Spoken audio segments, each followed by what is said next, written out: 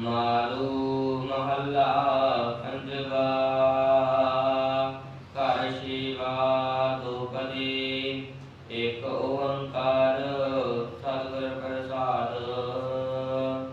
ਮਾਰੂ ਰਾਗ ਦੇ ਅੰਦਰ ਪਾਵਨ ਸ਼ਬਦ ਧੰਨ ਗੁਰੂ ਅਰਜਨ ਦੇਵ ਜੀ ਸੁਰ ਤਾਲ ਦੇ ਛੇਵੇਂ ਘਰ ਦੇ ਅੰਦਰ ਗਾਇਨ ਕਰਨ ਦਾ ਹੁਕਮ ਕਰਦੇ ਨੇ। ਇਹ ਸ਼ਬਦ ਦੋ ਪੌੜੀਆਂ ਵਾਲੇ ਨੇ, ਦੋ ਪਦ ਨੇ ਇਹਨਾਂ ਦੇ। ਗੁਰੂ ਗ੍ਰੰਥ ਸਾਹਿਬ ਜੀ ਦੇ ਅੰਦਰ ਸਭ ਤੋਂ ਪਹਿਲਾਂ ਗੁਰੂ ਨਾਨਕ ਦੇਵ ਜੀ ਦੀ ਪਾਵਨ ਬਾਣੀ ਆਉਂਦੀ ਹੈ। ਉਪਰੰਤ ਗੁਰੂ ਅਮਰਦਾਸ ਜੀ, ਫਿਰ ਧੰਨ ਗੁਰੂ ਰਾਮਦਾਸ, ਧੰਨ ਗੁਰੂ ਅਰਜਨ ਦੇਵ, ਫਿਰ ਗੁਰੂ ਤੇਗ ਬਹਾਦਰ ਸਾਹਿਬ ਜੀ ਮਹਾਰਾਜ। ਇਸ ਤਰ੍ਹਾਂ ਹਰ ਰਾਗ ਦੇ ਪ੍ਰਾਰੰਭ ਦੇ ਵਿੱਚ ਲੜੀਵਾਰ ਦੋ ਪਦਾਂ ਵਾਲੇ, ਤਿੰਨ ਪਦਾਂ ਵਾਲੇ, ਚਾਰ ਵਾਲੇ, ਅਸ਼ਟਪਦੀਆਂ। ਕਈਆਂ ਥਾਵਾਂ ਤੇ ਗੁਰੂ ਮਹਾਰਾਜ ਜੀ ਨੇ ਸੁਰ ਤਾਲ ਦੇ ਜੋ ਸਭ ਤੋਂ ਪਹਿਲਾਂ ਪਾਵਨ ਸ਼ਬਦ ਆਏ ਸਨ ਸੁਰ ਤਾਲ ਦੇ ਪਹਿਲੇ ਘਰ ਦੇ ਅੰਦਰ ਗਾਇਨ ਕੀਤੇ ਹੋਏ, ਫਿਰ ਦੂਸਰੇ ਘਰ ਦੇ, ਤੀਸਰੇ, ਚੌਥੇ, ਕੱਲ ਪੰਜਵੇਂ ਘਰ ਦੇ ਸ਼ਬਦ ਆਪ ਸੰਗਤਾਂ ਨੇ ਸਰਵਣ ਕੀਤੇ ਸਨ। ਅੱਜ ਛੇਵੇਂ ਘਰ ਦੇ ਸ਼ਬਦ ਨੇ। ਇਹ ਸੁਰ ਤਾਲ ਦੇ ਹਿਸਾਬ ਦੇ ਨਾਲ ਦਰਜ ਕੀਤੇ ਨੇ। ਇੱਕ ਓੰਕਾਰ ਸਤਿਗੁਰ ਪ੍ਰਸਾਦ। ਇੱਕ ਅਦੁੱਤੀ ਬ੍ਰਹਮ ਓੰਕਾਰ ਸਤਿ ਕਾ ਪ੍ਰਕਾਸ਼ਕ ਸਤ ਚਿਤ ਆਨੰਦ ਸੱਚੇ ਸਤਿਗੁਰ ਦੀ ਕਿਰਪਾ ਦੇ ਨਾਲ ਇਸ ਅਦੁੱਤੀ ਬ੍ਰਹਮ ਦੀ ਪ੍ਰਾਪਤੀ ਹੁੰਦੀ ਹੈ ਜੀ। ਸੋੜ ਸਗਲ ਸਿਆਣਪਾ ਮਿਲ ਸਾਧ ਤਿਆਗ ਗੁਮਾਨ। ਪਾਵਨ ਸ਼ਬਦ ਦੇ ਅੰਦਰ ਧੰਨ ਗੁਰੂ ਅਰਜਨ ਦੇਵ ਜੀ ਉਪਦੇਸ਼ ਬਖਸ਼ ਰਹੇ ਹਨ ਕਿ ਇਹ ਪ੍ਰਾਣੀ ਤੂੰ ਆਪਣੀ ਅਕਲ ਨੂੰ ਛੱਡਣਾ ਕਰ, ਆਪਣੀਆਂ ਸਿਆਣਪਾਂ ਨੂੰ ਛੱਡਣਾ ਕਰ। ਛੋੜ ਸਗਲ ਸਿਆਣਪਾ ਮਿਲ ਸਾਧ ਤਿਆਗ ਗੁਮਾਨ। ਸਾਧੂ ਸੰਤਾਂ ਦੀ ਸੰਗਤ ਦੇ ਵਿੱਚ ਮਿਲ ਕਰਕੇ ਤੇ ਹੰਕਾਰ ਜਿਹੜਾ ਉਸ ਨੂੰ ਵੀ ਛੱਡਣਾ ਕਰ। ਛੋੜ ਸਗਲ ਸਿਆਣਪਾ, ਸਿਆਣਪਾ ਦਾ ਅਰਥ ਹੁੰਦਾ ਹੈ ਅਕਲ, ਸੋਝੀ। ਹੁਣ ਇੱਥੇ ਇਹ ਨਹੀਂ ਸਮਝ ਲੈਣਾ ਵੀ ਅਸੀਂ ਜਿਹੜਾ ਸਿਆਣੇ ਢੰਗ ਦੇ ਨਾਲ ਕੰਮ ਕਰਦੇ ਹਾਂ, ਸਿਆਣੇ ਜੀ ਬਣ ਕੇ ਰਹਿੰਦੇ ਹਾਂ ਤੇ ਇਹ ਛੱਡਦੇ ਨੇ, ਕੰਮ ਵੀ ਕਮਲਿਆਂ ਵਾਂਗੂ ਕਰਨ ਲੱਗ ਜਾਂਦੇ ਨੇ ਤੇ ਕਮਲੇ ਜੀ ਬਣ ਕੇ ਰਹਿਣਾ। ਇਹ ਨਹੀਂ ਆਖਿਆ। ਇੱਥੇ ਸਿਆਣਪ ਦਾ ਮਤਲਬ ਇਹ ਹੈ ਕਿ ਅਸੀਂ ਆਪਣੀ ਸਿਆਣਪ ਦੇ ਨਾਲ ਦੂਜਿਆਂ ਨੂੰ ਚਾਰਦੇ ਹਾਂ। ਅਸੀਂ ਆਪਣੀ ਸਿਆਣਪ ਦੇ ਨਾਲ ਸਮਾਜ ਦੇ ਵਿੱਚ ਇੱਕ ਦੂਜੇ ਦੇ ਨਾਲ ਠੱਗੀ ਮਾਰਦੇ ਹਾਂ। ਅਸੀਂ ਆਪਣੀ ਸਿਆਣਪ ਦੇ ਨਾਲ ਇਸ ਸੰਸਾਰ ਦੇ ਵਿੱਚ ਵਿਚਰਦੇ ਹੋਏ ਉਹ ਕੁਝ ਕਰ ਜਾਂਦੇ ਆ ਜਿਹੜਾ ਇੱਕ ਗੁਰਮੁਖ ਦੇ ਜੀਵਨ ਦੇ ਵਿੱਚ ਸੋਚਣਾ ਵੀ ਗੁਨਾਹ ਹੈ। ਇਸ ਤਰ੍ਹਾਂ ਦੀ ਜਿਹੜੀ ਅਕਲ ਹੈ, ਇਸ ਤਰ੍ਹਾਂ ਦੀ ਜਿਹੜੀ ਸਿਆਣਪ ਹੈ, ਉਹ ਛੱਡਣ ਵਾਸਤੇ ਗੁਰੂ ਮਹਾਰਾਜ ਜੀ ਨੇ ਸਾਨੂੰ ਆਖਿਆ, ਨਾ ਕਿ ਜਿਹੜਾ ਸਿਆਣੇ ਹੋ ਕੇ ਰਹਿਣਾ, ਸਿਆਣਪ ਦੇ ਨਾਲ ਬਾਣੀ ਪੜ੍ਹਨੀ, ਸਿਆਣਪ ਦੇ ਨਾਲ ਸਿਮਰਨ ਕਰਨਾ, ਸਿਆਣਪ ਦੇ ਨਾਲ ਸੇਵਾ ਕਰਨੀ, ਸਿਆਣਾ ਜਿਹਾ ਜੀਵਨ ਹੈ ਜਿਹੜਾ ਇਹ ਬਤੀਤ ਕਰਨਾ, ਬੋਲਣ ਲੱਗਿਆ ਸਿਆਣਪ ਰੱਖਣੀ। ਸਾਡੇ ਜੀਵਨ ਦੇ ਜਿਤਨੇ ਵੀ ਚਾਲ ਚੱਲਣ ਨੇ ਸਾਰਿਆਂ ਦੇ ਵਿੱਚ ਸਿਆਣਪ ਰੱਖਣੀ। ਇਹ ਛੱਡਣ ਨੂੰ ਨਹੀਂ ਆਖਿਆ। ਛੋੜ ਸਗਲ ਸਿਆਣਪਾ, ਜਿਹੜਾ ਅਸੀਂ ਆਪਣੀ ਸਿਆਣਪ ਦੇ ਨਾਲ ਦੂਜਿਆਂ ਨੂੰ ਚਾਰਦੇ ਹਾਂ, ਦੂਜਿਆਂ ਨੂੰ ਧੋਖਾ ਦਿੰਦੇ ਹਾਂ, ਆਪਣੀ ਸਿਆਣਪ ਦੇ ਨਾਲ, ਆਪਣੀ ਚਤੁਰਾਈ ਦੇ ਨਾਲ ਮਾਇਆ ਇਕੱਤਰਿਤ ਕਰਦੇ ਹਾਂ, ਕਈ ਹੋਰ ਗੁਨਾਹ ਕਰ ਜਾਂਦੇ ਹਾਂ, ਇਹ ਸਾਰੇ ਛੱਡਣੇ ਹਨ। ਮਿਲ ਸਾਧ ਤਿਆਗ ਗੁਮਾਨ। ਤੇ ਫਿਰ ਹੰਕਾਰ ਵੀ ਨਹੀਂ ਕਰਨਾ। ਹੰਕਾਰ ਜਿਹੜਾ ਇਹ ਵੀ ਨਹੀਂ ਕਰਨਾ। ਜਦੋਂ ਸਿਆਣਪ ਛੱਡ ਦਿੱਤੀ, ਆਹੋ ਉਹ ਗੁਨਾਹ ਕਰਨੇ ਛੱਡ ਦਿੱਤੇ ਜਿਹੜਾ ਮਨੁੱਖ ਸਿਆਣਾ ਬਣ ਕੇ ਕਰਦਾ ਹੈ, ਤੇ ਫਿਰ ਇਸ ਗੱਲ ਦਾ ਹੰਕਾਰ ਵੀ ਨਹੀਂ ਕਰਨਾ ਵੀ ਮੈਂ ਕੋਈ ਗੁਨਾਹ ਨਹੀਂ ਕਰਦਾ। ਇਹ ਵੀ ਇੱਕ ਗੁਨਾਹ ਹੈ। ਜਿਹੜਾ ਹੰਕਾਰ ਕਰ ਲੈਣਾ ਵੀ ਮੈਂ ਕੋਈ ਗੁਨਾਹ ਨਹੀਂ ਕਰਦਾ, ਇਹ ਵੀ ਇੱਕ ਗੁਨਾਹ ਹੈ। ਸੋ ਇਸ ਤਰ੍ਹਾਂ ਧੰਨ ਗੁਰੂ ਅਰਜਨ ਦੇਵ ਜੀ ਸਾਨੂੰ ਰੋਕ ਰਹੇ ਹਨ ਜੀ। ਅਵਰ ਸਭ ਕਿਛ ਮਿਥਿਆ ਰਸਨਾ ਰਾਮ ਰਾਮ ਵਖਾਨ। ਮਿਥਿਆ ਦਾ ਅਰਥ ਹੁੰਦਾ ਝੂਠਾ। ਅਵਰ ਸਭ ਕਿਛ ਮਿਥਿਆ, ਮਿਥਿਆ ਦਾ ਅਰਥ ਹੁੰਦਾ ਝੂਠਾ, ਝੂਠ। ਅਸੀਂ ਜੋ ਕੁਝ ਵੀ ਵੇਖਦੇ ਹਾਂ ਸਭ ਕੁਝ ਝੂਠ ਹੈ, ਕੁਝ ਵੀ ਨਾਲ ਨਹੀਂ ਜਾਣਾ। ਜੋ ਵੀ ਹੈ ਇਹਨੇ ਹੌਲੀ ਹੌਲੀ ਨਾਸ ਹੋ ਜਾਣਾ ਹੈ। ਅਸੀਂ ਆਪਣੇ ਜੀਵਨ ਦੇ ਵਿੱਚ ਵੇਖਿਆ ਹੈ, ਬੜੇ ਬੜੇ ਸੋਹਣੇ ਮੰਜ਼ਿਲਾਂ, ਮਹਿਲ ਮਨਾਰੇ, ਅਟਾਰੀਆਂ ਬਣੀਆਂ ਹੋਈਆਂ ਸਨ। ਹੌਲੀ ਹੌਲੀ ਉਹਨਾਂ ਦਾ ਸਮਾਂ ਆ ਗਿਆ, ਮਨਿਆਦ ਪੁੱਗ ਗਈ ਤੇ ਉਹ ਵੀ ਨਾਸ ਹੋ ਗਈਆਂ ਨੇ। ਇਸ ਦੁਨੀਆ ਦੇ ਅੰਦਰ ਸਿਕੰਦਰ ਵਰਗੇ ਆ ਗਏ ਤੇ ਉਹ ਵੀ ਅੰਤ ਨੂੰ ਖਾਲੀ ਹੱਥੀ ਗਏ ਨੇ, ਉਹਨਾਂ ਦੇ ਵੀ ਕੱਖ ਨਹੀਂ ਬਣਿਆ। ਜਦੋਂ ਪਿੱਛੇ ਕੁਝ ਨਹੀਂ ਰਿਹਾ ਤੇ ਹੁਣ ਅੱਗੇ ਜਿਹਦੇ ਨਾਲ ਅਸੀਂ ਜੁੜੇ ਹੋਏ ਹਾਂ ਰਹਿਣਾ ਇਹਨੇ ਵੀ ਨਹੀਂ। ਇੱਥੋਂ ਤੱਕ ਕਿ ਸਾਡੇ ਇਸ ਸਰੀਰ ਨੇ ਵੀ ਨਹੀਂ ਰਹਿਣਾ। ਭਗਤ ਕਬੀਰ ਜੀ ਦਾ ਗ੍ਰੰਥ ਹੈ ਕਬੀਰ ਸਾਗਰ। ਕਬੀਰ ਸਾਗਰ ਗ੍ਰੰਥ ਦੇ ਅੰਦਰ ਕਬੀਰ ਜੀ ਨੇ ਇੱਕ ਬੜਾ ਸੁੰਦਰ ਦੋਹਰਾ ਦਰਜ ਕੀਤਾ ਹੈ। ਭਗਤ ਕਬੀਰ ਜੀ ਕਹਿੰਦੇ ਨੇ, ਘਰ ਕੀ ਨਾਰ ਕੋ ਕਾਹ ਕਰੇ ਅੰਧਾ, ਤਨ ਕੀ ਨਾਰੀ ਨਾ ਜਾਈ। हे ਅੰਨੇ ਮਨੁੱਖ, ਤੂੰ ਆਪਣੀ ਪਤਨੀ ਦੀ ਗੱਲ ਕੀ ਕਰਦਾ ਹੈ? ਤੇਰੇ ਨਾਲ ਤਾਂ ਤੇਰੀਆਂ ਸਰੀਰ ਦੀਆਂ ਜਿਹੜੀਆਂ ਨਾੜੀਆਂ ਨੇ ਨਾ ਉਹ ਵੀ ਨਹੀਂ ਜਾਣੀਆਂ, ਉਹ ਵੀ ਇੱਥੇ ਸੜ ਜਾਣੀਆਂ ਨੇ। ਦ੍ਰਿਸ਼ਟਮਾਨ ਹੈ ਸਗਲ ਮਥੀਨਾ, ਜਿਹੜਾ ਸਾਨੂੰ ਦਿਸਦਾ ਹੈ ਨਾ ਇਹ ਨਾਸ ਹੋਣਾ ਹੈ, ਇਹ ਨਾਲ ਨਹੀਂ ਜਾਏਗਾ। ਫਿਰ ਨਾਲ ਕੀ ਜਾਏਗਾ? ਮਨੁੱਖ ਦੇ ਕੀਤੇ ਹੋਏ ਕਰਮ ਭਾਵੇਂ ਉਸਨੇ ਚੰਗੇ ਕੀਤੇ ਨੇ, ਭਾਵੇਂ ਕਰਮ ਉਸਨੇ ਮਾੜੇ ਕੀਤੇ ਨੇ, ਜਿਸ ਤਰ੍ਹਾਂ ਦੇ ਕਰਮ ਕੀਤੇ ਨੇ ਉਹਦੇ ਕੀਤੇ ਹੋਏ ਕਰਮ ਉਸ ਦੇ ਨਾਲ ਜਾਣਗੇ ਤੇ ਕਰਮਾਂ ਦਾ ਫਲ ਜਿਹੜਾ ਇਹ ਮਨੁੱਖ ਨੂੰ ਭੋਗਣਾ ਪੈਂਦਾ ਹੈ। ਦੱਤੇ ਦੋਸ਼ ਨਾ ਦਿਓ ਕਿਸੇ, ਦੋਸ਼ ਕਰਮਾਂ ਆਪਣਿਆਂ, ਜੋ ਮੈਂ ਕੀਆ ਸੋ ਮੈਂ ਪਾਇਆ। ਦੋਸ਼ ਨਾ ਦੀਜੇ ਅਵਰਜਨਾ, ਇੱਕ ਦੂਜੇ ਦੇ ਉੱਤੇ ਦੋਸ਼ ਲਾਉਣ ਦੇ ਵੱਲੋਂ ਗੁਰੂ ਮਹਾਰਾਜ ਜੀ ਨੇ ਸਾਨੂੰ ਵਰਜੇ ਹੈ ਵੀ ਜੋ ਵੀ ਸਾਡੇ ਨਾਲ ਹੋ ਰਿਹਾ ਹੈ ਨਾ ਇਹ ਸਾਡੇ ਪਿਛਲੇ ਕੀਤੇ ਹੋਏ ਕਰਮਾਂ ਦਾ ਫਲ ਹੈ ਤੇ ਅੱਗੇ ਜੋ ਹੋਏਗਾ, ਜੋ ਅਸੀਂ ਕਰਮ ਕਰ ਰਹੇ ਹਾਂ ਇਹ ਫਲ ਮਿਲੇਗਾ। ਅਵਰ ਸਭ ਕਿਛ ਮਿਥਿਆ, ਸਾਰਾ ਕੁਝ ਝੂਠਾ ਹੈ। ਰਸਨਾ ਰਾਮ ਰਾਮ ਵਖਾਨ, ਰਸਨਾ ਕਹਿੰਦੇ ਨੇ ਜ਼ੁਬਾਨ ਨੂੰ। ਇਸ ਜ਼ੁਬਾਨ ਦੇ ਨਾਲ ਇਹ ਗੁਰਮੁਖ ਪਿਆਰਿਆ ਤੂੰ ਵਾਹਿਗੁਰੂ ਵਾਹਿਗੁਰੂ ਕਰਿਆ ਕਰ। ਇਹ ਪਹਿਲੀ ਪੌੜੀ ਹੈ ਦੋ ਤੁਕਾਂ ਦੀ। ਇੱਕ ਵਾਰੀ ਮੈਂ ਫਿਰ ਥੋੜਾ ਜਿਹਾ ਜੀ ਸੇਵਾ ਵਿੱਚ ਹਾਜ਼ਰ ਹੋਵਾਂ। ਛੋੜ ਸਗਲ ਸਿਆਣਪਾ, ਮਨੁੱਖ ਆਪਣੇ ਆਪ ਦੇ ਅੰਦਰ ਬੜਾ ਸਿਆਣਾ ਬਣ ਕੇ ਤੇ ਦੂਜਿਆਂ ਨੂੰ ਚਾਰਦਾ ਹੈ। ਮਨੁੱਖ ਆਪਣੇ ਅੰਦਰ ਬੜਾ ਸਿਆਣਾ ਬਣ ਕੇ ਦੂਜਿਆਂ ਦੇ ਨਾਲ ਠੱਗੀ ਵੀ ਮਾਰ ਲੈਂਦਾ ਹੈ। ਮਨੁੱਖ ਆਪਣੇ ਆਪ ਦੇ ਅੰਦਰ ਬੜਾ ਸਿਆਣਾ ਬਣ ਕੇ ਇਸ ਤਰ੍ਹਾਂ ਦੇ ਗੁਨਾਹ ਪਾਪ ਕਰ ਜਾਂਦਾ ਹੈ ਜੋ ਇੱਕ ਗੁਰਮੁਖ ਜੀਵਨ ਦੇ ਵਿੱਚ ਸੋਚਣ ਦੇ ਯੋਗ ਵੀ ਨਹੀਂ, ਵਿਚਾਰਨ ਦੇ ਯੋਗ ਵੀ ਨਹੀਂ, ਜਿਨ੍ਹਾਂ ਬਾਰੇ ਕਦੇ ਮਨ ਦੇ ਉੱਤੇ ਉਸ ਪਾਪ ਨੂੰ ਲਿਆਉਣਾ ਵੀ ਇੱਕ ਗੁਨਾਹ ਹੈ। ਗੁਰੂ ਮਹਾਰਾਜ ਜੀ ਇਸ ਤਰ੍ਹਾਂ ਦੀਆਂ ਸਿਆਣਪਾਂ ਨੇ ਜਿਹੜੀਆਂ ਉਹ ਛੱਡਣ ਨੂੰ ਆਖਦੇ ਨੇ। ਮਿਲ ਸਾਧ ਤਿਆਗ ਗੁਮਾਨ, ਤੇ ਗੁਰੂ ਮਹਾਰਾਜ ਜੀ ਰਹਿਮਤ ਕਰਦੇ ਨੇ ਸਾਧੂ ਸੰਤਾਂ ਦੀ ਸੰਗਤ ਦੇ ਵਿੱਚ ਆਈਏ। ਗੁਰਸਿੱਖਾਂ ਵਾਸਤੇ ਸਾਧ ਤੇ ਸੰਤ ਗੁਰਬਾਣੀ ਹੈ।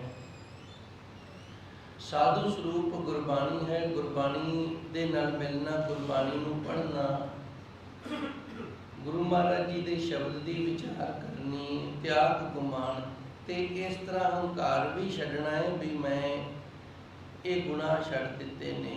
ਗੁਨਾਹ ਛੱਡ ਕੇ ਉਹਨਾਂ ਦਾ ਹੰਕਾਰ ਕਰਨਾ ਵੀ ਇੱਕ ਗੁਨਾਹ ਹੈ। ਅਵਰ ਸਭ ਕੁਛ ਮਿਥਿਆ, ਗੁਰੂ ਮਹਾਰਾਜ ਜੀ ਰਹਿਮਤ ਕਰਦੇ ਨੇ ਬਾਕੀ ਸਾਰਾ ਕੁਝ ਹੀ ਝੂਠਾ ਹੈ। ਰਸਨਾ ਰਾਮ ਰਾਮ ਵਖਾਨ, ਕੇਵਲ ਤੇ ਕੇਵਲ ਆਪਣੀ ਜ਼ੁਬਾਨ ਦੇ ਨਾਲ ਵਾਹਿਗੁਰੂ ਵਾਹਿਗੁਰੂ ਆਖਿਆ ਕਰ। ਮੇਰੇ ਮਨ ਕਰਨ ਸੁਨ ਹਰਿ ਨਾਮ, ਧੰਨ ਗੁਰੂ ਜੀ ਰਹਿਮਤ ਕਰਦੇ ਨੇ। ਹੇ ਮੇਰਿਆ ਮਨਾ, ਜਿੱਥੇ ਤੂੰ ਰਸਨਾ ਦੇ ਨਾਲ ਵਾਹਿਗੁਰੂ ਵਾਹਿਗੁਰੂ ਆਖਣਾ ਨਾ ਉੱਥੇ ਕੰਨਾਂ ਦੇ ਨਾਲ ਵੀ ਪਰਮਾਤਮਾ ਦੇ ਨਾਮ ਨੂੰ ਸੁਣਿਆ ਕਰ, ਸੱਚੇ ਸਤਿਗੁਰ ਦੇ ਨਾਮ ਨੂੰ ਸਰਵਣ ਕਰਿਆ ਕਰ। ਆਖਣਾ ਤੇ ਸੁਣਨਾ ਜਿਹੜਾ ਇਹ ਪਰਮਾਤਮਾ ਦਾ ਨਾਮ ਹੈ। ਪਰਮਾਤਮਾ ਦੇ ਨਾਮ ਨੂੰ ਹੀ ਆਖਿਆ ਕਰ, ਪਰਮਾਤਮਾ ਦੇ ਨਾਮ ਨੂੰ ਸੁਣਿਆ ਕਰ। ਨਾ ਜ਼ਬਾਨ ਦੇ ਨਾਲ ਕਿਸੇ ਦੀ ਨਿੰਦਿਆ ਚੁਗਲੀ ਕਰਿਆ ਕਰ ਤੇ ਨਾ ਹੀ ਕੰਨਾਂ ਦੇ ਨਾਲ ਕਿਸੇ ਦੀ ਨਿੰਦਿਆ ਚੁਗਲੀ ਸੁਣਿਆ ਕਰ। ਇਹ ਦੋਵੇਂ ਗੁਨਾਹ ਨੇ ਜਿਹੜੇ ਦੋਵਾਂ ਇੰਦਰੀਆਂ ਤੇ, ਇਹਨਾਂ ਨੂੰ ਤਿਆਗ ਨਾ ਕਰ। ਮਿਟਹਿ ਅਗ ਤੇਰੇ ਜਨਮ ਜਨਮ ਕੇ ਕਵਨ ਕਬਰ ਜਾਮ। ਤਾਂ ਗੁਰੂ ਜੀ ਰਹਿਮਤ ਕਰਦੇ ਨੇ, ਜਿਹੜੇ ਜਨਮਾਂ ਜਨਮਾਂਤਰਾਂ ਦੇ ਪਾਪ ਕੀਤੇ ਨੇ ਨਾ, ਅਗ ਦਾ ਅਰਥ ਹੁੰਦਾ ਪਾਪ। ਇਹ ਪਾਪ ਨੇ ਜਿਹੜੇ, ਇਹ ਅੱਗ ਹੀ ਹੈ।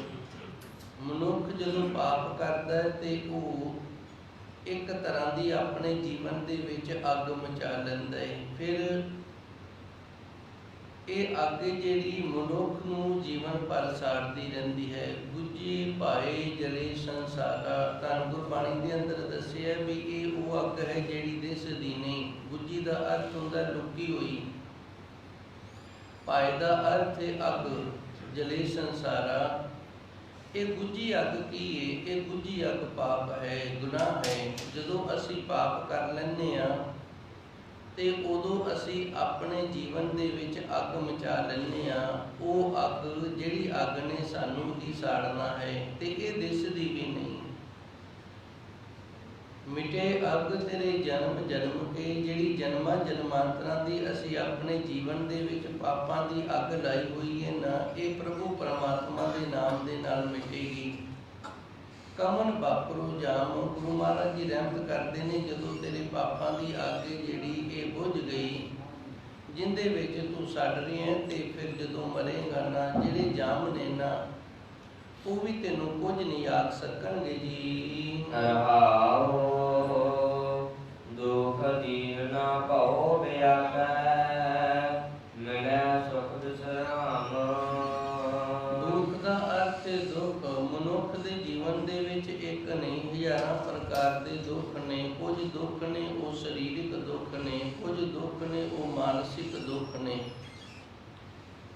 ਇਹ ਅਣਖ ਪ੍ਰਕਾਰ ਦੇ ਦੁੱਖ ਨੇ। ਕੁਝ ਸਰੀਰਕ ਦੁੱਖ ਨੇ, ਕੁਝ ਮਾਨਸਿਕ ਦੁੱਖ ਨੇ, ਕੁਝ ਸੰਸਾਰਿਕ ਦੁੱਖ ਨੇ, ਕੁਝ ਪਰਿਵਾਰਿਕ ਦੁੱਖ ਨੇ। ਇਹਨਾਂ ਦਾ ਅੰਤ ਕੋਈ ਨਹੀਂ। ਅਣਖ ਪ੍ਰਕਾਰ ਦੇ ਦੁੱਖ ਨੇ। ਜੇ ਸਰੀਰ ਕਰਕੇ ਅਸੀਂ ਤੰਦਰੁਸਤ ਹਾਂ, ਕੋਈ ਦੁੱਖ ਨਹੀਂ। ਮਨ ਕਰਕੇ ਵੀ ਅਸੀਂ ਕੋਈ ਦੁੱਖ ਨਹੀਂ, ਮਨ ਵੀ ਸਾਡਾ ਠੀਕ ਹੈ ਤੇ ਫਿਰ ਕੋਈ ਨਾ ਕੋਈ ਪਰਿਵਾਰਿਕ ਦੁੱਖ ਹੋ ਜਾਏਗਾ। ਪਰਿਵਾਰ ਦੇ ਵਿੱਚ ਕੋਈ ਨਾ ਕੋਈ ਇਸ ਤਰ੍ਹਾਂ ਦਾ ਦੁੱਖ ਹੋ ਜਾਏਗਾ ਜਿਹੜਾ ਅਸਹਾय ਹੋਏਗਾ। ਜੇ ਪਰਿਵਾਰ ਦੇ ਵਿੱਚ ਨਾ ਹੋਏਗਾ ਫਿਰ ਕੋਈ ਸੰਸਾਰਿਕ ਦੁੱਖ ਹੋ ਜਾਏਗਾ। ਸੰਸਾਰ ਦੇ ਵਿੱਚ ਵਿਚਰਦਿਆਂ ਕਿਸੇ ਆਂਢ ਗੁਆਂਢ ਦੇ ਨਾਲ ਦੁੱਖ ਹੋ ਜਾਏਗਾ, ਲੜਾਈ ਝਗੜਾ ਹੋ ਜਾਏਗਾ, ਦੁੱਖ ਹੋ ਜਾਏਗਾ। ਦੁੱਖ ਇੱਕ ਪ੍ਰਕਾਰ ਦਾ ਨਹੀਂ, ਅਣਖ ਪ੍ਰਕਾਰ ਦੇ ਦੁੱਖ ਨੇ। ਦੁੱਖ ਦੀਨ, ਦੀਨ ਦਾ ਅਰਥ ਹੈ ਦੀਨਤਾਈ। ਇਹ ਦੀਨ ਦੇ ਬੜੇ ਸ਼ਬਦ ਅਰਥ ਨੇ। ਦੀਨ ਦਾ ਅਰਥ ਧਰਮ ਵੀ ਹੈ। ਦੁਨੀਆ ਕਾਰਨ ਦੀਨ ਗਵਾਇਆ। ਅਸੀਂ ਲੋਕਾਂ ਨੂੰ ਖੁਸ਼ ਕਰਨ ਵਾਸਤੇ, ਲੋਕਾਂ ਨੂੰ ਮਗਰ ਲਾਉਣ ਵਾਸਤੇ, ਲੋਕਾਂ ਵਿੱਚ ਚੰਗੇ ਬਣਨ ਵਾਸਤੇ ਕਈ ਵਾਰੀ ਆਪਣਾ ਧਰਮ ਗਵਾ ਬੈਠਦੇ ਹਾਂ। ਦੁਨੀਆ ਕਾਰਨ ਦੀਨ ਗਵਾਇਆ। ਇੱਥੇ ਦੀਨ ਦਾ ਅਰਥ ਧਰਮ ਹੈ। ਦੀਨ ਦਾ ਅਰਥ ਹਲੀਮੀ ਵੀ ਹੈ। ਦੀਨ ਦਰਦ ਦੁੱਖ ਭੰਜਨਾ। ਇੱਥੇ ਦੀਨ ਦਾ ਅਰਥ ਹੈ ਹਲੀਮੀ। ਦੀਨ ਦਰਦ। ਇਹ ਸੱਚੇ ਸਤਿਗੁਰੂ ਜੀ, ਜਿਹੜਾ ਤੇਰੀ ਸ਼ਰਨ ਦੇ ਵਿੱਚ ਦੀਨ ਭਾਵ ਹਲੀਮੀ ਦੇ ਨਾਲ ਆ ਜਾਂਦਾ, ਤੂੰ ਉਹਦੇ ਦੁੱਖ ਤੇ ਦਰਦਾਂ ਦਾ ਨਾਸ਼ ਕਰ ਦਿੰਦਾ ਹੈ। ਇੱਥੇ ਦੀਨ ਦਾ ਅਰਥ ਹੈ ਦੀਨਤਾਈ, ਗਰੀਬੀ। ਦੁੱਖ ਦੀਨ ਨਾ ਭਉ ਵਿਆਪੈ। ਉਸ ਮਨੁੱਖ ਨੂੰ ਨਾ ਸਰੀਰਕ, ਨਾ ਮਾਨਸਿਕ, ਨਾ ਪਰਿਵਾਰਿਕ ਤੇ ਨਾ ਸੰਸਾਰਿਕ ਕੋਈ ਵੀ ਦੁੱਖ ਨਾ ਜਿਹੜਾ ਉਹ ਨਹੀਂ ਲੱਗਦਾ ਤੇ ਉਹ ਕਿਸੇ ਦੇ ਅੱਗੇ ਦੀਨ ਵੀ ਨਹੀਂ ਹੁੰਦਾ। ਦੀਨ ਦਾ ਅਰਥ ਗੁਲਾਮ ਵੀ ਹੁੰਦਾ ਹੈ। ਦੀਨ ਦਾ ਅਰਥ ਗੁਲਾਮ ਵੀ ਹੁੰਦਾ ਹੈ। ਉਹਨੂੰ ਕਿਸੇ ਦੀ ਗੁਲਾਮੀ ਵੀ ਨਹੀਂ ਕਰਨੀ ਪੈਂਦੀ। ਭਉ ਵਿਆਪੇ ਤੇ ਨਾ ਹੀ ਉਹਨੂੰ ਕਿਸੇ ਦਾ ਡਰ ਰਹਿ ਜਾਂਦਾ ਹੈ। ਨਾ ਦੁੱਖ ਲੱਗਦਾ ਹੈ, ਨਾ ਕਿਸੇ ਦੀ ਗੁਲਾਮੀ ਕਰਨੀ ਪੈਂਦੀ ਹੈ, ਕਿਸੇ ਦੀ ਦੀਨਤਾ ਹੀ ਸਹਾਰਨੀ ਪੈਂਦੀ ਹੈ। ਨਾ ਭਉ ਵਿਆਪੇ ਤੇ ਨਾ ਹੀ ਉਹਨੂੰ ਕਿਸੇ ਪ੍ਰਕਾਰ ਦਾ ਫਿਰ ਕੋਈ ਹੋਰ ਡਰ ਰਹਿੰਦਾ ਹੈ। ਮਿਲੇ ਸੁਖ ਵਿਸਰਾਮ।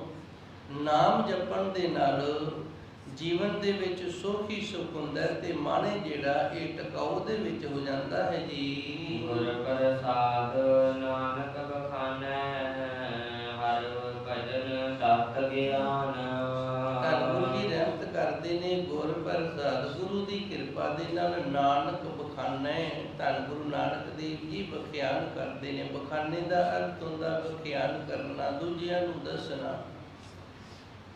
ਇਹ ਪਾਵਨ ਬਾਣੀ ਸ਼ਬਦ ਗੁਰੂ ਹੈ ਤੇ ਗੁਰੂ ਸ਼ਬਦ ਰੂਪ ਹੋ ਕੇ, ਬਾਣੀ ਰੂਪ ਹੋ ਕੇ ਸੰਗਤ ਨੂੰ ਪ੍ਰੇਰਨਾ ਕਰਦਾ ਹੈ। ਜਰੀਆ ਬਣ ਜਾਂਦਾ ਹੈ ਗ੍ਰੰਥੀ ਸਿੰਘ ਦਾ, ਗਿਆਨੀ ਸਿੰਘ ਦਾ, ਰਾਗੀ ਸਿੰਘ ਦਾ। ਜਿਹੜਾ ਵੀ ਬਾਣੀ ਨੂੰ ਪੜ੍ਹਦਾ ਹੈ ਉਹ ਸਾਧਨ ਬਣ ਜਾਂਦਾ ਹੈ। ਉਪਦੇਸ਼ ਬਾਣੀ ਕਰ ਰਹੀ ਹੈ। ਗੁਰ ਪ੍ਰਸਾਦ ਨਾਨਕ ਬਖਾਨੇ। ਧੰਨ ਗੁਰੂ ਮਹਾਰਾਜ ਜੀ ਰਹਿਮਤ ਕਰਦੇ ਨੇ। ਇਹ ਜੋ ਉਪਦੇਸ਼ ਦਿੱਤਾ ਨਾ, ਇਸ ਸ਼ਬਦ ਦੇ ਵਿੱਚ ਗੁਰੂ ਦੀ ਕਿਰਪਾ ਦੇ ਨਾਲ ਹੈ ਤੇ ਗੁਰੂ ਦੀ ਕਿਰਪਾ ਦੇ ਨਾਲ ਇਹ ਦੱਸਿਆ ਜਾ ਸਕਦਾ, ਦੱਸਿਆ ਜਾ ਰਿਹਾ ਹੈ। ਹਰ ਭਜਨ ਤਤ ਗਿਆਨ। ਜਿਹੜਾ ਸਭ ਤੋਂ ਚੰਗਾ ਗਿਆਨ ਹੈ ਨਾ, ਉਹ ਹਰੀ ਅਕਾਲ ਪੁਰਖ ਵਾਹਿਗੁਰੂ ਦੇ ਭਜਨ ਦਾ ਹੈ। ਜਿਹੜਾ ਪਰਮਾਤਮਾ ਦਾ ਭਜਨ ਕਰਨਾ ਹੈ, ਵਾਹਿਗੁਰੂ ਵਾਹਿਗੁਰੂ ਆਖਣਾ ਹੈ, ਸਿਮਰਨ ਕਰਨਾ ਹੈ, ਇਹ ਸ੍ਰੇਸ਼ਟ ਗਿਆਨ ਹੈ ਜੀ। ਮਾਰੂ ਮਹੱਲਾ ਪੰਜਵਾ, ਜਿਨੀ ਨਾਮ ਵਿਸਾਰਿਆ ਸੇ ਹੋਤ ਦੇਖੇ ਕੇਹਾ।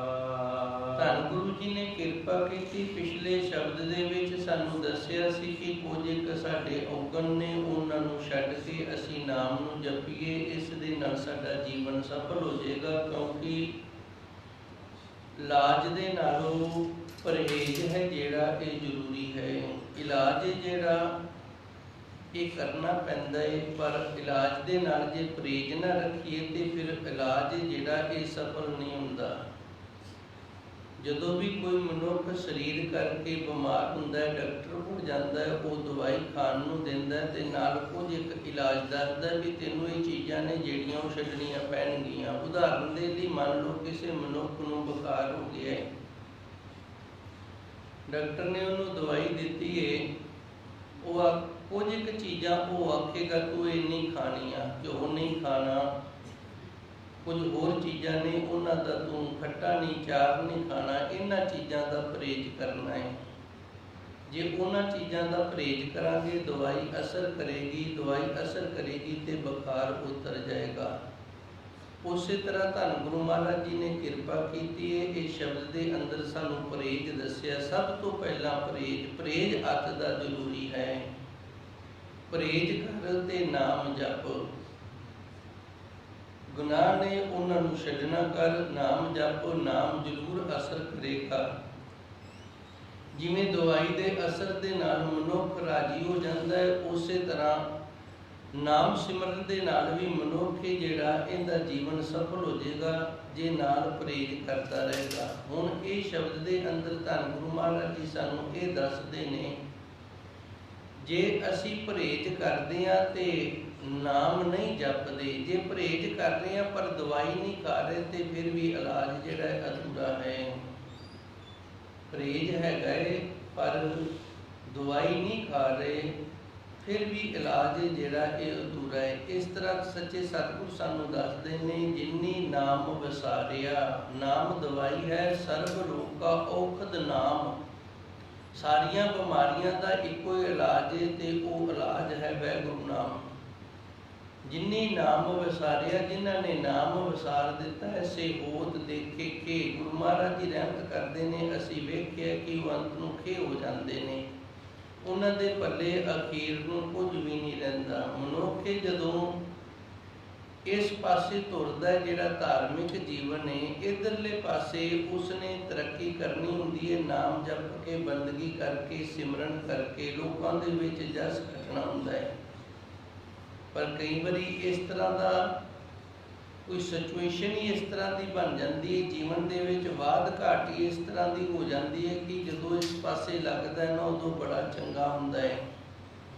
ਹੌਲੀ ਹੌਲੀ ਉਹ ਨਾਮ ਦੇ ਨਾਲੋਂ ਟੁੱਟਦਾ ਤੇ ਬੁਰਾਈਆਂ ਦੇ ਨਾਲ ਜੁੜਦਾ ਜਾਂਦਾ, ਜਿਸ ਕਰਕੇ ਅਖੀਰ ਨੂੰ ਜਦੋਂ ਉਹਨੇ ਸਰੀਰ ਛੱਡਣਾ ਹੁੰਦਾ ਨਾ, ਸਾਰੇ ਤੂੰ ਕਰਨ ਲੱਗ ਜਾਂਦੇ ਨੇ। ਇਹ ਹੁਣ ਖੇ ਹੋ ਗਿਆ। ਜਿਨੀ ਨਾਮ ਵਿਸਾਰਿਆ ਸੇ ਹੋਤ ਦੇਖੇ ਕੇ। ਧੰਨ ਗੁਰੂ ਜੀ ਇਸ ਤਰ੍ਹਾਂ ਸਾਨੂੰ ਦੱਸਦੇ ਨੇ, ਜਿਹੜਾ ਨਾਮ ਨੂੰ ਛੱਡ ਦਿੰਦਾ, ਨਾਮ ਨੂੰ ਵਿਸਾਰ ਦਿੰਦਾ ਭਾਈ, ਉਹ ਅਖੀਰ ਨੂੰ ਇਸ ਦੁਨੀਆ ਤੋਂ ਖੇ ਹੋ ਕੇ ਪਾਵ ਤੂਤ ਹੋ ਕੇ ਜਾਂਦਾ ਹੈ ਜੀ। ਪੁੱਤਰ ਮਿੱਤਰ ਵਿਲਾਸ ਗਣਤਾ ਟੂਟ ਤੇ ਨੇਹ। ਮਨੁੱਖ ਗੁਨਾਹ ਕਿੰਦੇ ਲਈ ਕਰਦਾ? ਪੁੱਤਰ ਦੇ ਲਈ ਕਰੇਗਾ, ਮਿੱਤਰ ਦੇ ਲਈ ਕਰੇਗਾ, ਜਾਂ ਬਿਲਾਸ ਦੇ ਲਈ ਕਰੇਗਾ। ਬਿਲਾਸ ਦਾ ਅਰਥ ਹੁੰਦਾ ਹੈ ਐਸੋ ਆਰਾਮ ਕਰਨਾ। ਬੰਤਾ ਜਾਂ ਪਤਨੀ ਦੇ ਲਈ ਕਰੇਗਾ, ਇਹਨਾਂ ਦੇ ਲਈ ਮਨੁੱਖ ਗੁਨਾਹ ਕਰੇਗਾ। ਧੰਨ ਗੁਰਬਾਣੀ ਦੇ ਅੰਦਰ ਫਰਮਾਨ ਹੁੰਦਾ, ਸੁਤ ਦਾਰਾ ਪੇ ਆਨ ਲੁਟਾਵੇ। ਇੱਕ ਪਾਸੋਂ ਮਨੁੱਖ ਹੁੰਦਾ ਤੇ ਦੂਜੇ ਪਾਸੇ ਲੁਟਾ ਕੇ ਖੁਸ਼ ਹੁੰਦਾ ਹੈ। ਇੱਕ ਪਾਸੋਂ ਖੋ ਕੇ ਖੁਸ਼ ਹੁੰਦਾ ਹੈ ਤੇ ਦੂਜੇ ਪਾਸੇ ਨਾ ਆਪ ਖੁਆ ਕੇ ਖੁਸ਼ ਹੁੰਦਾ ਹੈ। ਦੂਜਿਆਂ ਤੋਂ ਖੋ ਕੇ ਖੁਸ਼ ਹੁੰਦਾ ਹੈ ਤੇ ਆਪ ਦੇ ਪਰਿਵਾਰ ਨੂੰ ਦੇ ਕੇ ਖੁਸ਼ ਹੁੰਦਾ ਹੈ। ਸੁਤ ਦਾਰਾ ਪੇ ਆਨ ਲੁਟਾਵੇ। ਇਹ ਹੁਣ ਗੁਨਾਹ ਹੋ ਰਿਹਾ ਹੈ। ਗੁਨਾਹ ਕਿੰਦੇ ਲਈ ਹੋ ਰਿਹਾ? ਸੁਤ ਦਾਰਾ। ਦਾਰਾ ਕਹਿੰਦੇ ਨੇ ਪਤਨੀ ਨੂੰ, ਸੁਤ ਕਹਿੰਦੇ ਨੇ ਪੁੱਤਰ ਨੂੰ। ਪੁੱਤਰ ਤੇ ਪਤਨੀ ਦੇ ਵਾਸਤੇ ਗੁਨਾਹ ਹੋ ਰਿਹਾ ਹੈ। ਪੁੱਤਰ ਮਿੱਤਰ ਬਿਲਾਸ। ਪੁੱਤਰ ਗੁਨਾਹ ਕਰਾਂਗੇ ਅਸੀਂ ਪੁੱਤਰ ਵਾਸਤੇ ਵੀ ਸਾਡੇ ਪੁੱਤਰ ਦਾ ਕੁਝ ਬਣ ਜਾਏ। ਮਿੱਤਰ ਗੁਨਾਹ ਕਰਾਂਗੇ ਮਿੱਤਰਾਂ ਦੇ ਵਾਸਤੇ ਵੀ ਸਾਡੇ ਮਿੱਤਰ ਨੇ, ਇਹਨਾਂ ਨੂੰ ਅਸੀਂ ਖੁਸ਼ ਕਰ ਲਈਏ। ਬਿਲਾਸ। ਬਿਲਾਸ ਕਹਿੰਦੇ ਨੇ ਐਸੋ ਪ੍ਰਸਤੀ। ਅਸੀਂ ਗੁਨਾਹ ਕਰਾਂਗੇ ਐਸੋ ਪ੍ਰਸਤੀ। ਐਸੋ ਪ੍ਰਸਤੀ ਕਿਉਂ ਹੋਏਗੀ? ਜੇ ਚਾਰ ਪੈਸੇ ਹੋਣਗੇ ਫਿਰ ਐਸੋ ਪ੍ਰਸਤੀ ਹੋਏਗੀ, ਨਹੀਂ ਤਾਂ ਨਹੀਂ ਹੋਏਗੀ। ਫਿਰ ਗੁਨਾਹ ਕਰਾਂਗੇ ਚਾਰ ਪੈਸੇ ਹੋਣਗੇ। ਬਣਤਾ ਪਤਨੀ ਵਾਸਤੇ। ਗੁਨਾਹ ਕਰਾਂਗੇ ਪਤਨੀ ਵਾਸਤੇ। ਇਹ ਗੁਨਾਹ ਕਰਕੇ ਤੂੜਤੇ ਇਹ ਨੇਹ। ਗੁਰੂ ਮਹਾਰਾਜ ਜੀ ਰਹਿਮਤ ਕਰਦੇ ਨੇ, ਇਹਨਾਂ ਵਾਸਤੇ ਮਨੁੱਖ ਗੁਨਾਹ ਕਰਦਾ ਹੈ, ਨਾਮ ਨੂੰ ਵਿਸਾਰ ਦਿੰਦਾ ਹੈ। ਤੇ ਇਹ ਸਾਰਿਆਂ ਦਾ ਜਿਹੜਾ ਮੋਹ ਹੈ ਨਾ, ਜਦੋਂ ਮਨੁੱਖ ਸਰੀਰ ਛੱਡਦਾ ਹੈ ਉਦੋਂ ਸਾਰੇ ਦੀ ਨੇ ਜਿਹੜਾ ਪ੍ਰੇਮ ਜਿਹੜਾ ਹੈ ਟੁੱਟ ਜਾਂਦਾ ਹੈ ਜੀ।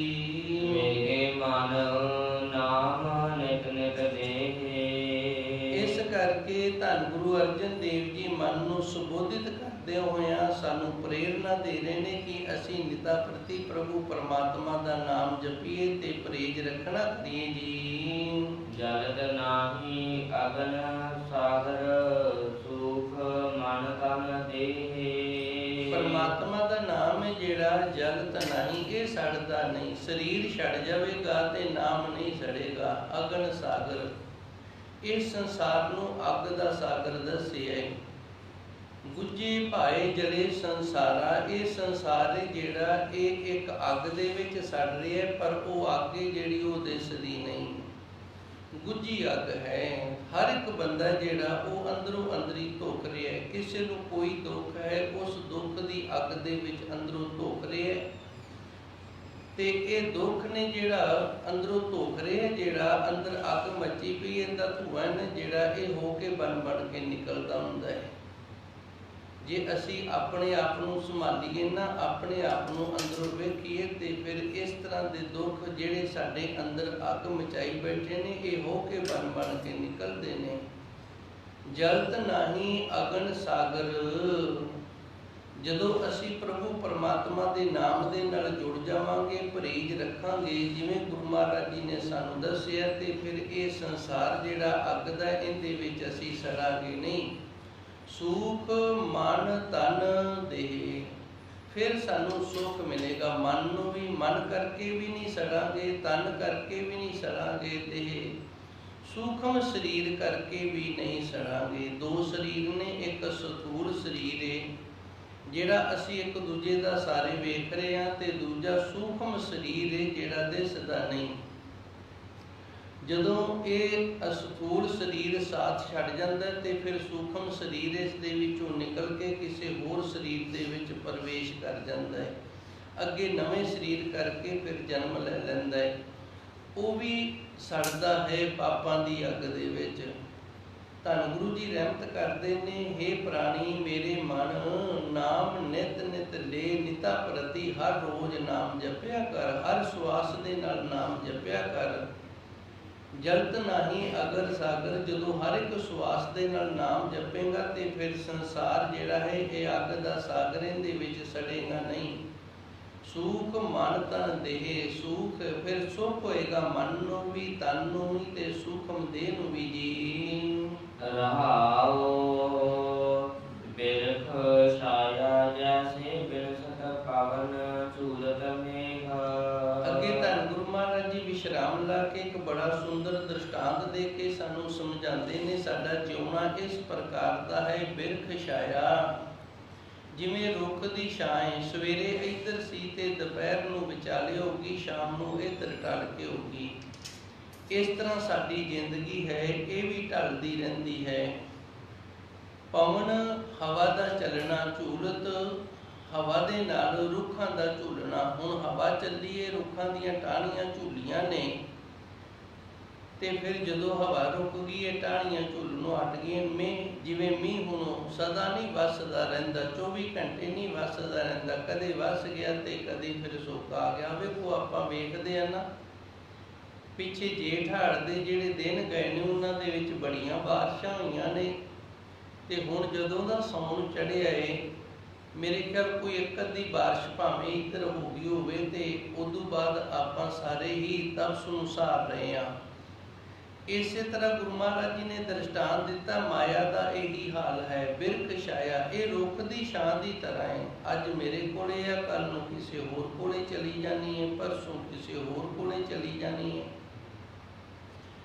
ਅੱਜ ਨੇ ਕਿਸੇ ਹੋਰ ਨੂੰ ਛਾਂ ਕੀਤੀ ਹੈ, ਕੱਲ ਨੂੰ ਕਿਸੇ ਹੋਰ ਨੂੰ ਛਾਂ ਕਰੇਗੀ, ਪਰਸੋਂ ਕਿਸੇ ਹੋਰ ਨੂੰ ਛਾਂ ਕਰੇਗੀ। ਬਿਨਸਤ ਪਵਨ ਜਿਵੇਂ ਰੁੱਖ ਦੀ ਛਾਂ ਹੈ ਜਿਹੜੀ ਇਹ ਬਦਲ ਜਾਂਦੀ ਹੈ, ਤੇ ਹਵਾ ਹੈ ਜਿਹੜੀ ਇਹ ਵੀ ਕਦੇ ਵਗਦੀ ਹੈ ਤੇ ਕਦੇ ਰੁਕ ਜਾਂਦੀ ਹੈ।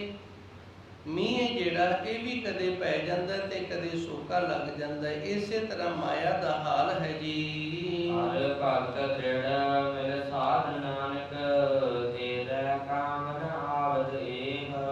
ਅੱਗੇ ਧੰਨ ਗੁਰੂ ਜੀ ਰਹਿਮਤ ਕਰਦੇ ਨੇ, ਗੁਰਮੁਖ ਪਿਆਰਿਆ, ਜੇ ਤੂੰ ਹਰੀ ਪਰਮਾਤਮਾ ਦੀ ਭਗਤੀ ਦੇ ਵਿੱਚ ਪੱਕਾ ਹੋ ਜਾਵੇਂ। ਦ੍ਰਿੜ ਦਾ ਅਰਥ ਹੁੰਦਾ ਹੈ ਪੱਕੇ ਹੋ ਜਾਣਾ। ਹਰ ਭਗਤ ਦ੍ਰਿੜ ਹਰੀ ਪਰਮਾਤਮਾ ਦੀ ਭਗਤੀ ਉਹਦੇ ਵਿੱਚ ਪੱਕੇ ਹੋ ਜਾ। ਮਿਲ ਸਾਧ ਤੇ ਗੁਰੂ ਮਹਾਰਾਜ ਜੀ ਸਤ ਸਰੂਪ ਨੇ, ਸਾਧੂ ਸਰੂਪ ਨੇ, ਇਹਨਾਂ ਨੂੰ ਮਿਲਿਆ ਕਰ। ਨਾਨਕ ਧੰਨ ਗੁਰੂ ਨਾਨਕ ਦੇਵ ਜੀ ਰਹਿਮਤ ਕਰਦੇ ਨੇ, ਤੇਰੇ ਕਾਮ ਆਵਤ ਇਹ ਸਾਡੇ ਕੰਮ ਆਉਣ ਵਾਲੀ ਚੀਜ਼ ਹੈ। ਭਗਤੀ ਦੇ ਵਿੱਚ ਪੱਕਿਆ ਹੋਣਾ, ਗੁਰੂ ਮਹਾਰਾਜ ਜੀ ਦੀ ਸ਼ਰਨ ਦੇ ਵਿੱਚ ਮਿਲ ਬੈਠਣਾ, ਸਤ ਸੰਗਤ ਕਰਨੀ, ਇਹ ਜਿਹੜਾ ਹੈ ਇਹ ਸਾਡੇ ਜੀਵਨ ਨੂੰ ਸਫਲ ਬਣਾਉਣ ਵਾਲੇ ਗੁਣ ਹਨ ਜੀ। ਮਾਰੂ ਮਹੱਲਾ ਪੰਜਵਾ। ਪੁਰਖ ਪੂਰਨ ਸੁਖ ਹੈ ਦਾਤਾ, ਸੰਗ ਬਖਤੋ ਨੀਤ। ਇਹ ਪਾਵਨ ਸ਼ਬਦ ਤੀਸਰਾ ਸ਼ਬਦ ਹੈ। ਦੋ ਪੌੜੀਆਂ ਦੇ ਸ਼ਬਦ ਨੇ, ਤੇ ਪੌੜੀਆਂ ਵੀ ਇੱਕ ਦੋ ਤੁਕਾਂ ਦੀਆਂ ਨੇ, ਛੋਟੇ ਛੋਟੇ ਸ਼ਬਦ ਨੇ ਸਾਰੇ। ਧੰਨ ਗੁਰੂ ਅਰਜਨ ਦੇਵ ਜੀ ਇਸ ਪਾਵਨ ਸ਼ਬਦ ਦੇ ਅੰਦਰ ਸਾਨੂੰ ਸੋਝੀ ਦਿੰਦੇ ਨੇ, ਵੇਖ ਗੁਰਮੁਖ ਪਿਆਰਿਆ, ਪੁਰਖ ਪੂਰਨ ਸੁਖ ਹੈ ਦਾਤਾ। ਜੇ ਅਸੀਂ ਚਾਹੁੰਦੇ ਹਾਂ ਸਾਨੂੰ ਪੂਰਨ ਰੂਪ ਦੇ ਵਿੱਚ ਸੁਖ ਦੀ ਪ੍ਰਾਪਤੀ ਹੋਵੇ, ਤੇ ਪੂਰਨ ਰੂਪ ਦੇ ਵਿੱਚ ਸੁਖ ਦੀ ਪ੍ਰਾਪਤੀ ਦੇਣ ਕਰਨ ਵਾਲਾ ਸੁਖਾਂ ਦਾ ਦਾਤਾ ਅਕਾਲ ਪੁਰਖ ਵਾਹਿਗੁਰੂ ਹੈ। ਪੁਰਖ ਦਾ ਅਰਥ ਹੈ ਪਰਿਪੂਰਨ ਪਰਮਾਤਮਾ, ਪੂਰਨ ਰੂਪ ਦੇ ਵਿੱਚ ਜੋ ਸਾਨੂੰ ਸੁੱਖਾਂ ਦੀਆਂ ਦਾਤਾਂ ਦੇਣ ਵਾਲਾ ਹੈ। ਸੰਗ ਬਸਤ ਨੀਤ ਇਹ ਸਦਾ ਸਾਡੇ ਨਾਲ ਵਸਦਾ ਹੈ, ਪਾਸੇ ਨਹੀਂ ਹੁੰਦਾ।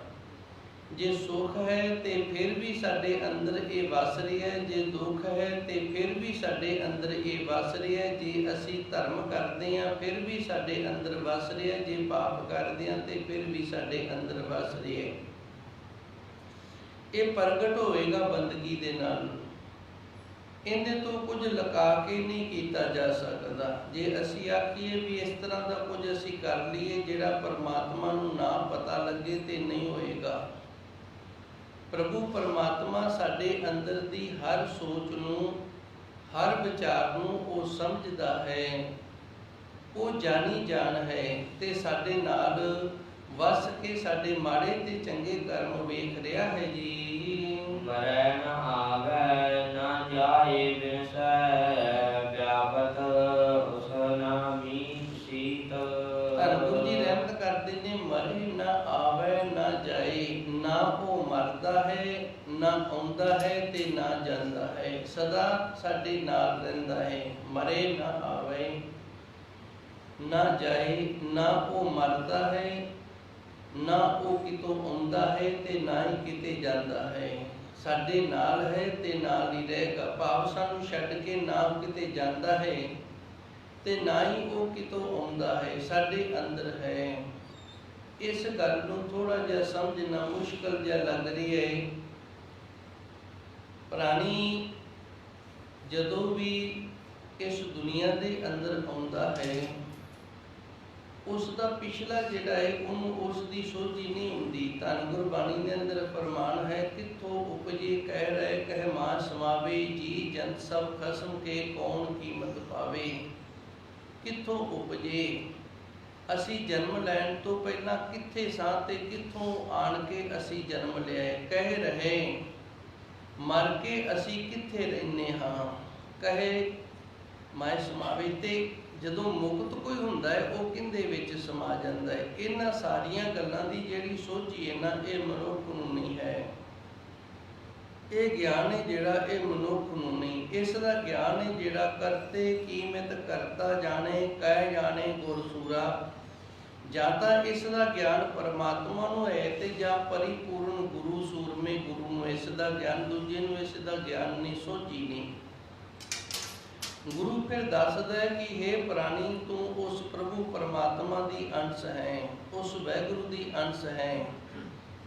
ਜਿਤਨੇ ਵੀ ਜੀਵ ਨੇ ਸਾਰੇ ਉਸ ਦੀ ਅੰਸ਼ ਨੇ, ਉਸ ਤੋਂ ਉਤਪੰਨ ਹੋਏ ਨੇ। ਜਦੋਂ ਉਸ ਦੀ ਅੰਸ਼ ਹਾਂ, ਸ਼ਾਇਦ ਇਹ ਵੀ ਗੱਲ ਨਾ ਸਮਝ ਆਵੇ, ਜਿਵੇਂ ਬਰਫ਼ ਦੀ ਇੱਕ ਸਿੱਲੀ, ਉਹਦੇ ਵਿੱਚੋਂ ਇੱਕ ਕਣ ਅਸੀਂ ਲੈ ਲਿਆ। ਹੁਣ ਉਹ ਕਣ ਜਿਹੜਾ ਉਹ ਵੱਖਰਾ ਨਹੀਂ ਹੈਗਾ, ਉਸੇ ਬਰਫ਼ ਦਾ ਹਿੱਸਾ ਹੈ, ਉਸ ਬਰਫ਼ ਦੀ ਅੰਸ਼ ਹੈ। ਉਹ ਉਸ ਬਰਫ਼ ਦੀ ਸਿੱਲ ਦੇ ਨਾਲੋਂ ਹੀ ਇਹ ਜਿਹੜਾ ਸਾਡੇ ਹੱਥ ਵਿੱਚ ਬਰਫ਼ ਦਾ ਟੁਕੜਾ ਆਇਆ ਨਾ, ਇਹ ਆਇਆ। ਇਸੇ ਤਰ੍ਹਾਂ ਉਸ ਪ੍ਰਭੂ ਪਰਮਾਤਮਾ ਤੋਂ ਹੀ ਸਾਡੀ ਸਾਰਿਆਂ ਦੀ ਉਤਪਤੀ ਹੋਈ ਹੈ। ਉਸ ਦੀ ਅਸੀਂ ਅੰਸ਼ ਹਾਂ। ਜਦੋਂ ਉਸ ਦੀ ਅੰਸ਼ ਹਾਂ, ਫਿਰ ਉਸ ਤੋਂ ਅਸੀਂ ਵੱਖਰੇ ਨਹੀਂ ਹੋ ਸਕਦੇ। ਹੁਣ ਸਵਾਲ ਇਹ ਪੈਦਾ ਹੋ ਗਿਆ ਕਿ ਫਿਰ ਅਸੀਂ ਪਾਪ ਤੇ ਪੁੰਨ ਨੇ ਜਿਹੜੇ, ਇਹ ਕਿਵੇਂ ਕਰਦੇ ਹਾਂ। ਉਹ ਪ੍ਰਭੂ ਪਰਮਾਤਮਾ ਸੱਚੇ ਸਤਿਗੁਰੂ ਨੇ ਇਹ ਜੋ ਪੰਜ ਤੱਤ ਰਚ ਕੇ ਸਾਨੂੰ ਸਰੀਰ ਦਿੱਤਾ ਹੈ, ਇਹਦੇ ਵਿੱਚ ਆਪਣੀ ਅੰਸ਼ ਨੂੰ ਪਾਇਆ ਹੈ। ਇਹ ਸਾਰਾ ਕੁਝ ਜਿਹੜਾ, ਇਹ ਪੰਜਾਂ ਤੱਤਾਂ ਤੋਂ ਜਿਹੜਾ ਸਾਡਾ ਮਨ ਬਣਿਆ, ਉਹਦੇ ਕਾਰਨ ਹੋ ਰਿਹਾ ਹੈ। ਅੰਸ਼ ਕਾਰਨ ਨਹੀਂ ਹੋ ਰਿਹਾ, ਇਹ ਮਨ ਦੇ ਕਾਰਨ ਹੋ ਰਿਹਾ ਹੈ। ਪੰਜਾਂ ਤੱਤਾਂ ਦਾ ਇਹ ਸਰੀਰ ਹੈ। ਪੰਜਾਂ ਤੱਤਾਂ ਤੋਂ ਸੁਮੇਲ ਤੋਂ ਮਨ ਬਣਿਆ ਹੈ। ਮਨ ਜਿਹੜਾ ਹੈ, ਇਹਨੂੰ ਇਸ ਤਰ੍ਹਾਂ ਦਾਸ ਸਮਝਾਉਂਦਾ ਹੁੰਦਾ, ਜਿਵੇਂ ਅਸੀਂ ਚਾਹ ਤਿਆਰ ਕਰਦੇ ਹਾਂ। ਪਾਣੀ ਹੈ, ਇਹਦੇ ਵਿੱਚ ਚਾਹ ਪੱਤੀ ਪਾ ਦਿੱਤੀ ਹੈ, ਇਹਦੇ ਵਿੱਚ ਖੰਡ ਪਾ ਦਿੱਤੀ, ਤਿੰਨ ਚੀਜ਼ਾਂ ਮਿਲ ਗਈਆਂ। ਪਾਣੀ ਹੋ ਗਿਆ, ਚਾਹ ਪੱਤੀ ਹੋ ਗਈ, ਖੰਡ ਹੋ ਗਈ। ਚੌਥੀ ਚੀਜ਼ ਹੈ ਜਿਹੜੀ, ਉਹ ਅਸੀਂ ਇਹਦੇ ਵਿੱਚ ਦੁੱਧ ਪਾ ਦਿੱਤਾ। ਤੇ ਪੰਜਵੀਂ ਚੀਜ਼ ਹੈ ਜਿਹੜੀ, ਉਹਦੇ 'ਚ ਅਗਨ ਤੱਤ ਆ ਗਏ। ਅੱਗ ਦੇ ਨਾਲ ਇਹ ਤਿਆਰ ਹੋਈ ਹੈ। ਅਗਨ ਤੱਤ ਆ ਗਿਆ, ਇਹਦੇ ਵਿੱਚ ਅੱਗ ਦਾ ਵੀ ਤੱਤ ਪੈ ਗਿਆ। ਹੁਣ ਇਹ ਪੰਜ ਤੱਤ ਨੇ ਜਿਹੜੇ ਇੱਕ ਥਾਂ ਤੇ ਇਕੱਠੇ ਹੋ ਗਏ ਨੇ। ਇਹਨੂੰ ਅਸੀਂ ਕੀ ਆਖਾਂਗੇ? ਇਹਨੂੰ ਨਾ ਅਸੀਂ ਪਾਣੀ ਆਖਦੇ ਹਾਂ, ਨਾ ਦੁੱਧ ਆਖਦੇ ਹਾਂ, ਨਾ ਚਾਹ ਪੱਤੀ ਆਖਦੇ ਹਾਂ, ਨਾ ਖੰਡ ਆਖਦੇ ਹਾਂ, ਨਾ ਅੱਗ ਆਖਦੇ। ਕੀ ਆਖਦੇ ਸੀ? ਕਹਿੰਦੇ ਹਾਂ ਚਾਹ ਤਿਆਰ ਹੋ ਗਈ ਹੈ।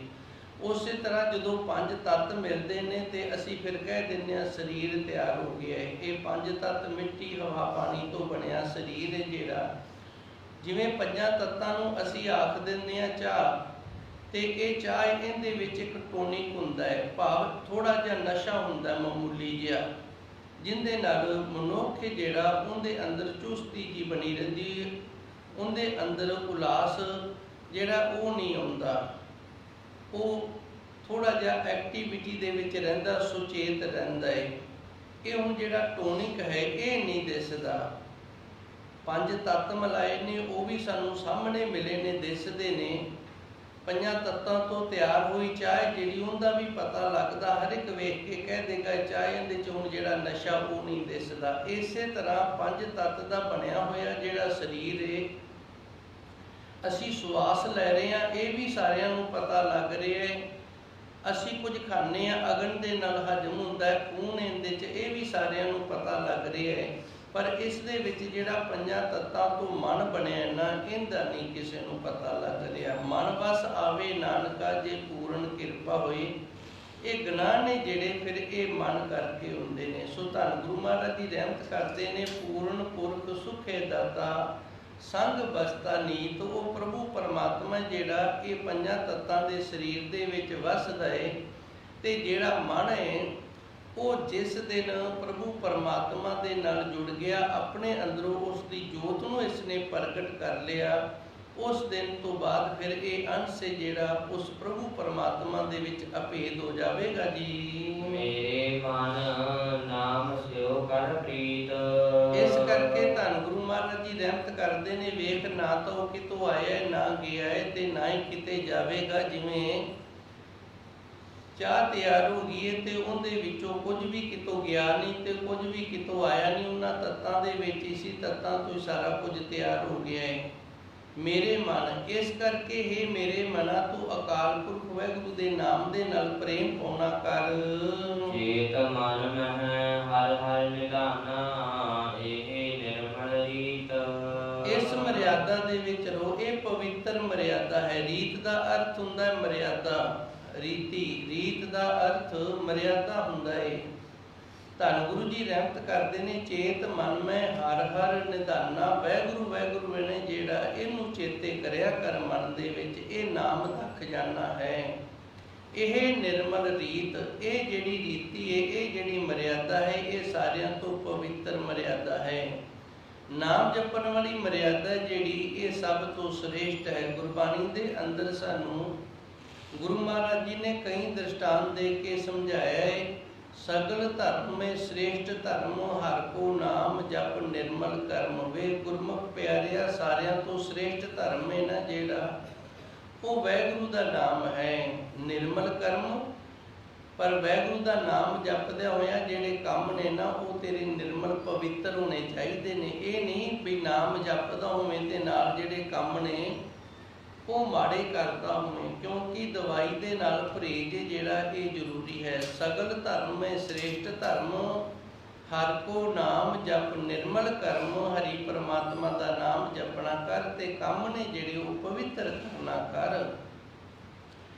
ਚੇਤ ਮਨ ਮੈਂ ਹਰ ਹਰ ਨਿਧਾਨਾ, ਮਨ ਦੇ ਵਿੱਚ ਉਸ ਪ੍ਰਭੂ ਪਰਮਾਤਮਾ ਨੂੰ ਚੇਤੇ ਕਰ ਜੋ ਨਾਮ ਦਾ ਖਜ਼ਾਨਾ ਹੈ। ਇਹ ਨਿਰਮਲ ਰੀਤ, ਇਹ ਜਿਹੜੀ ਮਰਿਆਦਾ ਹੈ ਬੜੀ ਪਵਿੱਤਰ ਹੈ ਜੀ। ਰਹਾਉ ਕਿਰਪਾਲ ਦਇਆਲ ਗੋਪਾਲ ਗੋਬਿੰਦ, ਜੋ ਜਪੈ ਤਿਸ ਸੀਧ। ਅੱਗੇ ਗੁਰੂ ਮਹਾਰਾਜ ਜੀ ਵਿਸ਼ਰਾਮ ਲਾ ਕੇ ਕਿਰਪਾ ਕਰ ਰਹੇ ਨੇ। ਕਿਰਪਾਲ, ਕਿਰਪਾਲ ਦਾ ਅਰਥ ਹੁੰਦਾ ਕਿਰਪਾ ਕਰਨ ਵਾਲਾ। ਦਇਆਲ ਦਾ ਅਰਥ ਹੁੰਦਾ ਦਇਆ ਕਰਨ ਵਾਲਾ। ਗੋਪਾਲ ਦਾ ਅਰਥ ਹੁੰਦਾ ਪਾਲਣਾ ਕਰਨ ਵਾਲਾ। ਗੋਬਿੰਦ ਜੋ ਸਾਡੀ ਰੱਖਿਆ ਕਰਦਾ ਹੈ। ਇਹ ਉਸ ਪ੍ਰਭੂ ਪਰਮਾਤਮਾ ਦੇ ਗੁਣ ਨੇ। ਉਹ ਕਿਰਪਾਲੂ ਹੈ, ਦਿਆਲੂ ਹੈ, ਸਾਡੀ ਪਾਲਣਾ ਕਰਨ ਵਾਲਾ ਹੈ, ਸਾਡੀ ਰੱਖਿਆ ਕਰਨ ਵਾਲਾ ਹੈ। ਜੋ ਜਪੇ ਤਿਸ ਸੀਧ, ਜਿਹੜਾ ਵੀ ਉਸ ਦੇ ਨਾਮ ਨੂੰ ਜਪ ਲੈਂਦਾ ਨਾ, ਉਸ ਦਾ ਜੀਵਨ ਹੈ ਜਿਹੜਾ ਇਹ ਸ਼ੁੱਧ ਪਵਿੱਤਰ ਹੋ ਜਾਂਦਾ ਹੈ। ਉਸ ਨੂੰ ਸਿੱਧੀ ਦੀ ਪ੍ਰਾਪਤੀ ਹੋ ਜਾਂਦੀ ਹੈ ਜੀ। ਨਵਲ ਨਵਤਨ ਸੁੰਦਰ ਚਤਰ, ਮਨ ਨਾਨਕ ਤਿਸ ਸੰਗ ਬੀਦ। ਨਵਲ ਨਵਤਨ ਦਾ ਅਰਥ ਹੁੰਦਾ ਨਵੇਂ ਤੋਂ ਨਵਾਂ, ਕਦੇ ਪੁਰਾਣਾ ਨਹੀਂ ਹੁੰਦਾ।